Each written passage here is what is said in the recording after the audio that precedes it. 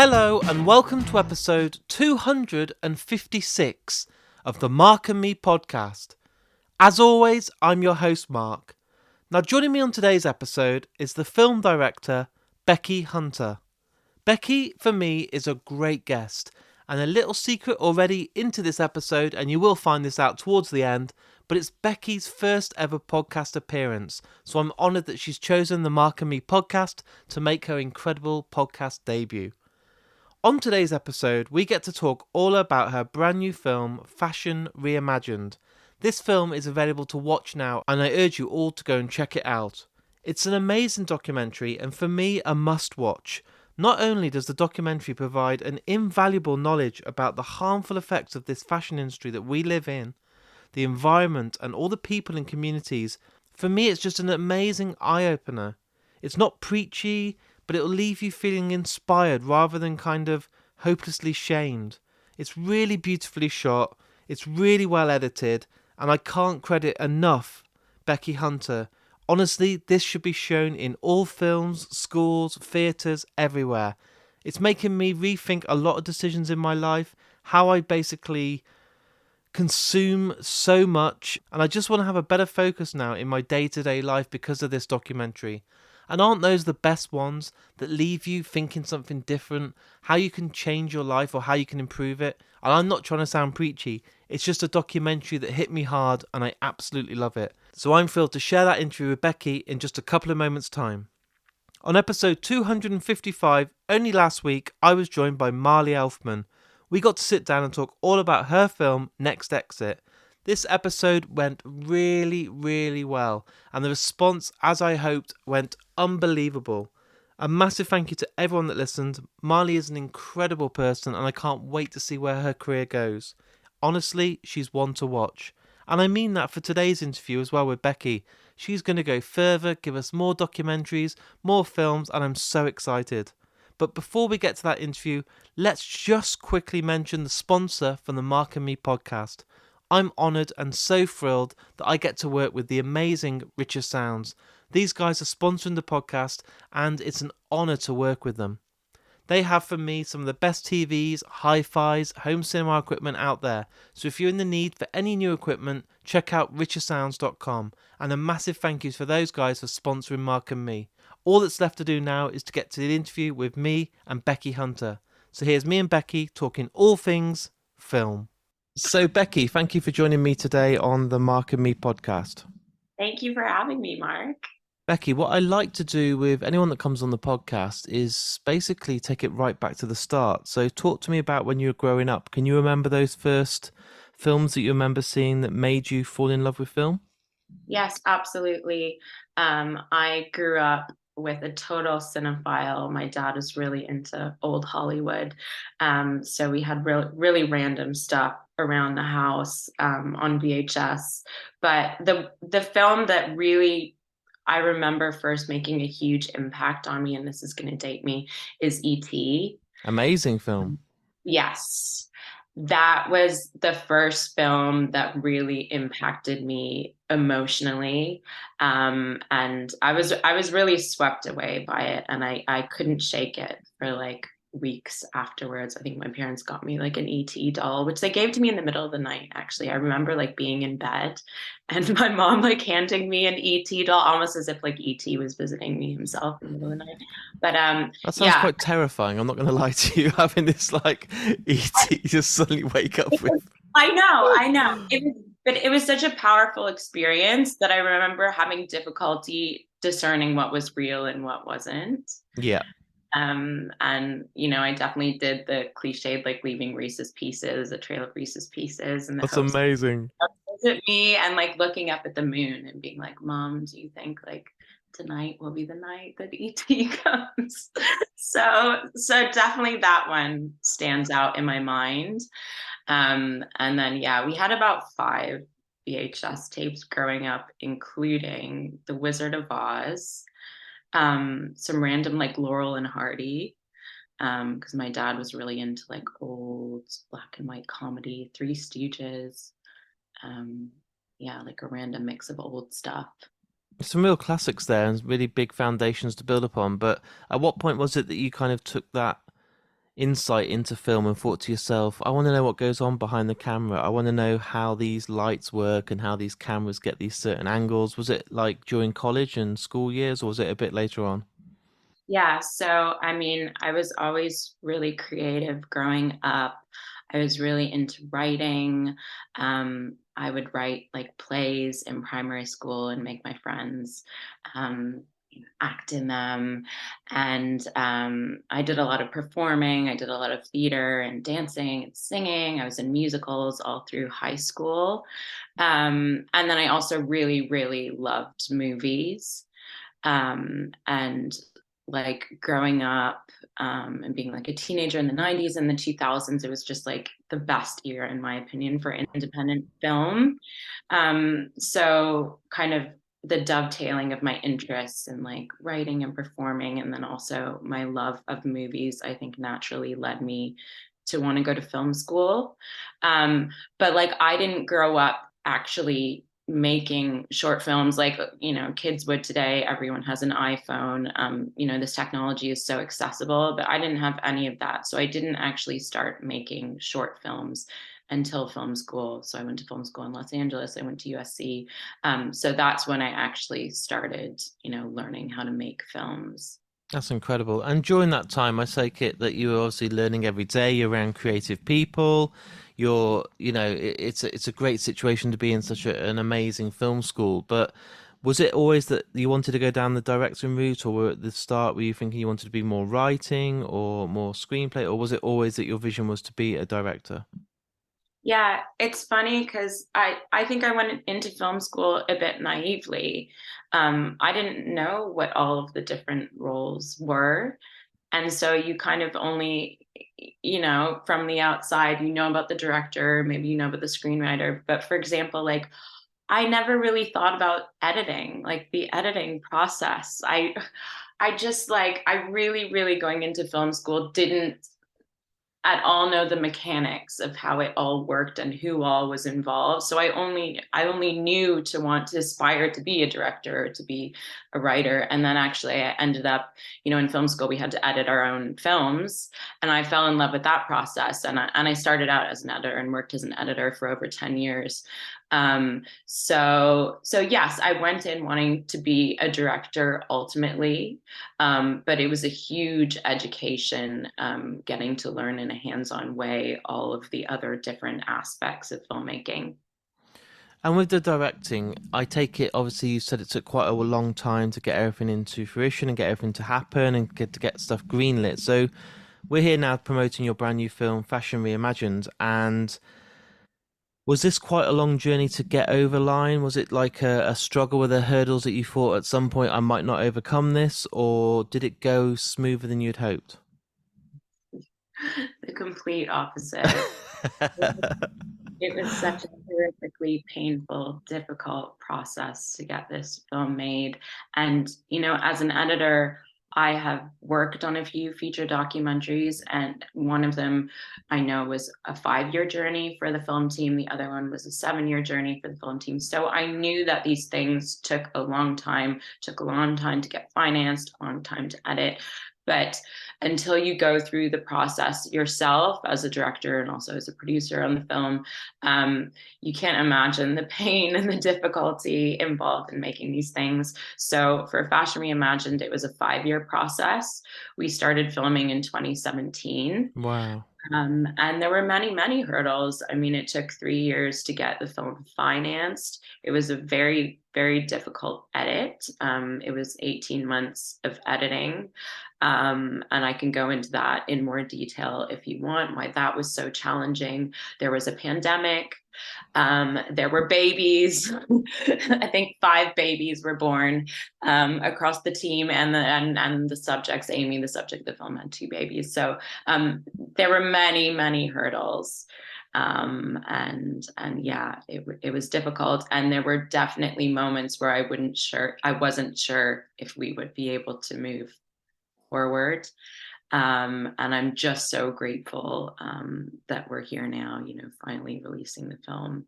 So talk to me about the editing. Obviously, I'm an editor with audio, not video, but I take it, is it trying to get it down to a realistic length of knowing and deciding and being kind of mentally strong enough to know what can actually be dropped as well? Because everyone's very precious with their own work, and I'm sure your ideal film would have been a documentary that could last 10 hours. That would be the dream, because you don't want stuff to go, especially with all the hard work and hurdles. But is it trying to be that resilient and that kind of, I suppose, ruthless at times, that you can say that's just got to go, I've just got to let that drop?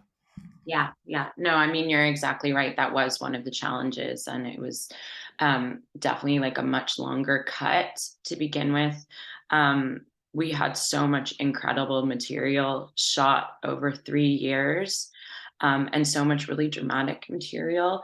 And it was very hard to drop things one by one as the core narrative becomes so clear, and you have to like serve that core narrative even if it means losing some of your best stuff.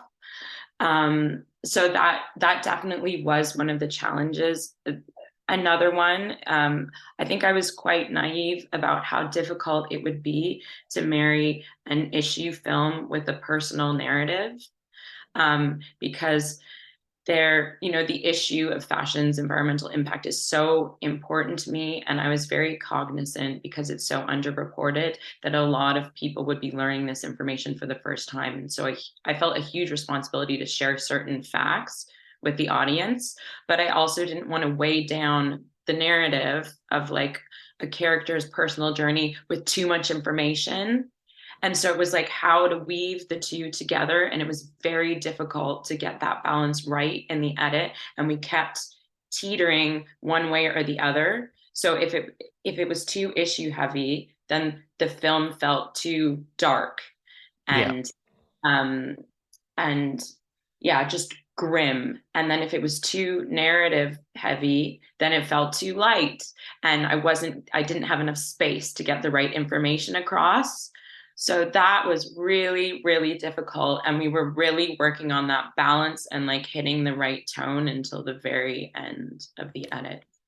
I was lucky enough to see it yesterday, and I'm not just saying this because you're here now. I think you got the balance right, because I watch a lot of documentaries, a lot of films, and I can sit in bed some nights and watch stuff, and it's like a learning curve for me. I'll read and I can get books, but sometimes just watching a documentary or a film, it'll teach me things about subjects I didn't know. And with this subject matter, you definitely got it right, because sometimes it can be too heavy and there's too much information, and you're exhausted by half an hour just because you had no idea about this project and this whole topic. But then by half an hour's gone, it's been so much information, you feel overload, and your brain's like, oh, I'm actually sort of tagging out now because it's just too much. But you didn't do this, and it kept me on the edge of my seat. I was wanting today to spend some time now reading more, especially about all the amounts of clothes and the how many more that we're now having since the 80s. And it kind of, I feel like I've been ignorant. I feel like I haven't been aware enough of how much impact it has. And that's what I love about a documentary. It can teach you something and then hopefully make you change your ways. Yeah, well, I mean, thank you, Mark. I'm so glad to hear that you think we got that balance right. Um, I really didn't want to drop people in a hole. I wanted to share some information and then link it to an inspiring narrative and some positive actions. Because yeah, as you're right, like environmental documentaries can be really overwhelming because the scale of the issues is so big and the issues are so complex. And so yeah, I'm glad that you feel that way about my film. And with this, obviously, the subject matter is something that is so important to you, and means so much. And you know this when you watch something that your heart's gone into it, and it's something that's such a huge topic that you probably want the world to know more about. Now, going into this and doing the research, was there stuff that you were finding out that you didn't know at the point of going into this that then blew your mind or really changed the way that the kind of the film was going to go, because of just, you can't plan for new things that happen, can you? No, my mind was continually blown as I, dug into the research. It continues to be blown. I mean, there's new stuff that comes out all the time. So, I mean, I was on my own sustainability journey. When I started making this film in 2017, I had worked on an environmental documentary in 2011 as an editor called Revolution that really changed my course in life. It was the first time I really learned about climate change and the collapse of the oceans. And it was a lot of information to process really quickly and knocked me sideways. And I made a lot of changes in my personal life. So I was already very aware of environmental issues to a degree. But when it came to fashion, I had some awareness, but I had no idea of the scale of the issue and the complexity and all of the facets of the issue. Microplastics in the ocean. I had no idea that clothing is the biggest culprit for microplastics. We are fed the narrative of plastic bottles and plastic bags, and those are huge culprits too. But the fact that clothes are an even bigger contributor is completely nuts. And the fact that our synthetic clothes are shedding plastic in our washing machines and ending up in the ocean, that was something that was really startling to me. But then really supported our core narrative of our protagonist Amy deciding that she's not going to use synthetics in her collection, and she's going to use more traditional materials like wool and cotton. Also, I mean, labor rights and the way that we treat our garment workers in the global South. This information has been out for decades. And yet I still didn't realize quite how bad it is. I mean, it's just absolutely shocking. Another stat from the film is that 2% of garment workers globally make a living wage. I mean, that's just It's just sickening, yeah. painful. And for what? So that we can have, a t-shirt that's a couple of pounds. I mean, it's just not worth it, and it's not fair. It's just incredible. While the CEOs, I think there's another stat that I think the average fast fashion CEO makes in 4 days what a Bangladeshi garment worker makes in a lifetime. Sometimes I hate the world we live in. I don't want to get negative because Oh I my love this God. podcast, but yeah, it's just depressing because it's real and it's happening. And I'm even looking at my t-shirt I'm wearing now, thinking, oh, I hope this didn't cause too much. I'm sorry. And this, this film is really not meant to shame anyone, because we're all stuck in this system. Of And course. you do the best that you can.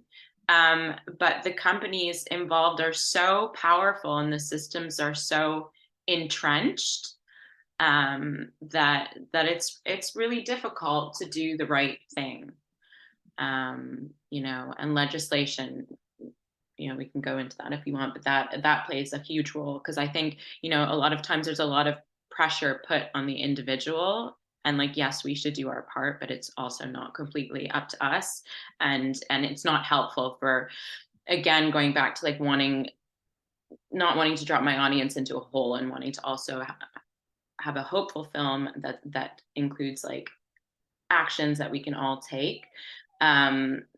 Yeah, I mean, I'm going off on a tangent now, but like, But the thing is with all this is life is so busy and we all get up and we're never, everyone's life is a to-do list and we keep ticking stuff off and things going. yeah, And sometimes I think and this isn't making an excuse because it really isn't, but we don't have the time to be made aware of all this. We're just going shopping, we're getting our clothes, we're doing this, we're doing that, and we don't stop to think that, everyone's a lot better now in the world at recycling because we have certain recycling bins every week and we are a bit more aware of actually I'm going to make sure this plastic bottle doesn't just go in the bin and I'm going to do something. But I think the message out there about clothing isn't big enough, and I don't think people do understand. So when you go to Primark and you buy these clothes and they're very cheap, you'll get through 10 t-shirts on a holiday because they're £1 each. So you think to yourself, oh, it's easier just to get them and just not even, just wash them once and then throw them away. But yeah, you don't realize the bigger picture because we're just too busy and there isn't anyone telling you enough. So with stuff like Fashion Reimagined, it's getting the message out there, but it's still not on the scale that we need for people to take note and then think to yourself, oh Christ, like I didn't realize how much of a damage this can cause. no, absolutely. And I mean, there's so much marketing behind these companies, and they can find us anywhere now.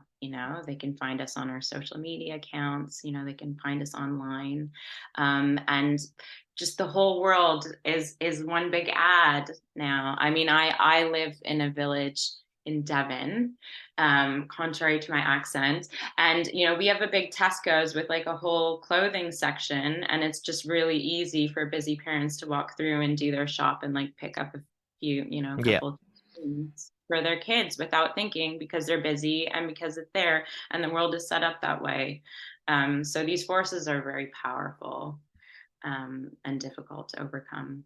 But With this topic being so important and so meaningful for you, where do you want to go next? Because this obviously took a long time. Hopefully your next film or documentary won't take as long. I'm sure you've got a taste for it now, and you want to be in, like, I'm sure you're raring just to get involved in something new straight away because of the fact that this one's over the line and it's actually physically within days people can go and see this. But at the same time, is there another topic, or is there an extension on this, or do you want to try something completely different? Where is it at now that you're kind of thinking for the future? yeah, so in terms of this film, alongside the release, we're running an impact campaign.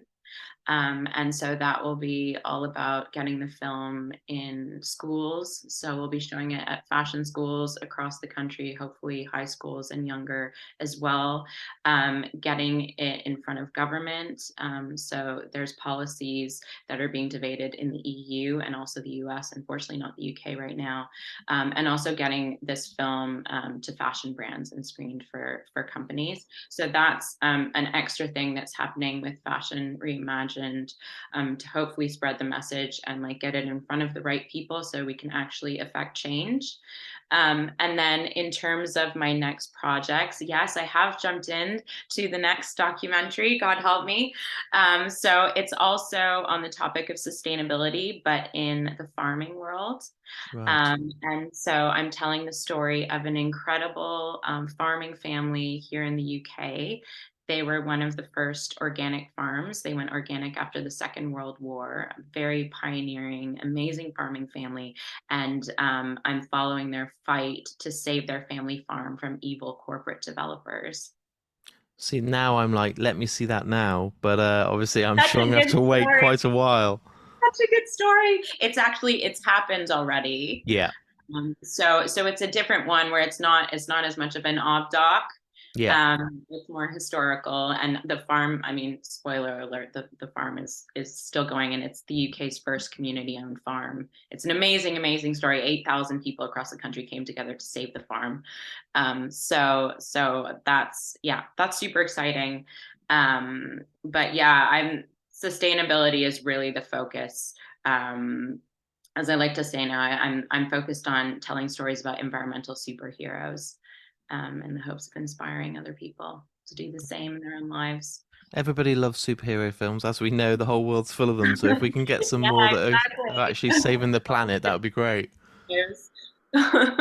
Becky, what I do on this podcast is, and I've done over 250 episodes, is I ask the guest, and I'm going to put you on the spot now, but you get to choose the outro piece of music or outro song that's played. So after this interview's all wrapped up, edited, and there for the world to listen to, each guest that comes on, and I've had Anthony Hopkins, Mads Mikkelsen, Kevin Smith, Aubrey Plaza, all these different guests on, but each one gets to choose their own personal song that means something to them. So I am going to put you on the spot.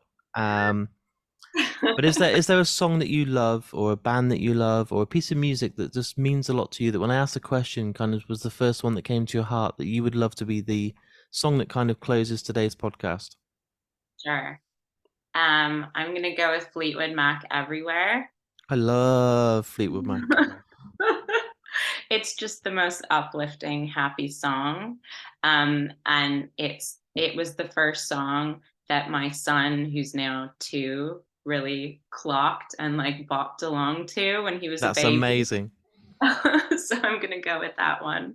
That's great. I really appreciate your time today, and I wish you all the luck, especially with your next film already. I'm excited. I love hearing people that is like already starting to think of the next things, and with the release of the current one. Now, I know you said at the start of today it's your first podcast, so I hope it's been okay. I hope now that the kind of plaster's ripped off, it wasn't too painful, and thank you so much for coming on. That was great. Thank you so much for having me, Mark. No worries. I will be promoting the hell out of this for you, and I'm sure our paths will cross again in the future, especially with more projects coming on. And good luck with everything. Thank you so much. Take care. So there it is. There's my interview with me and Becky Hutner. Hey, she did incredible for her first ever podcast interview, and I'm so thrilled that she came on Mark and Me. Like I said at today's interview, at the start, you need to go and check out Fashion Reimagined.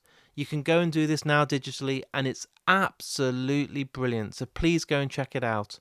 Let me know after you've seen it, it will mean the world to me, and I can't wait to see the response. If you've really enjoyed today's episode, go on social media, maybe Twitter, Facebook, and Instagram, and share this podcast. It means the world to me and costs absolutely nothing for you guys to do. Mark and Me will and always will remain free. I'm not going to have a podcast that's full of adverts and huge over-the-top sponsorships. It really is important to me that the word gets out there from my listeners. So if you can just take 2 seconds to share it on Twitter, Facebook or Instagram, it really goes a long way. All the links are on markandme.com and I really do appreciate it. I also have a Patreon account, and I understand that times are hard right now. Every bill in the world keeps going up, but I can't keep this podcast going without the support via Patreon. It costs as little as £1 a month, and for that you get exclusive episodes just for you guys at home called The Lost Tapes.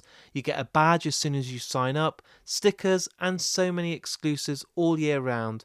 I'm going to start doing more competitions as well, just for people that come via Patreon to say thank you for supporting me. So if you can afford just £1 or £2 every month, it really goes a long way. I'll be back in only a few days' time with another brand new episode. So until then, look after yourself, watch Fashion Reimagined, take care, and I'll speak to you all very soon.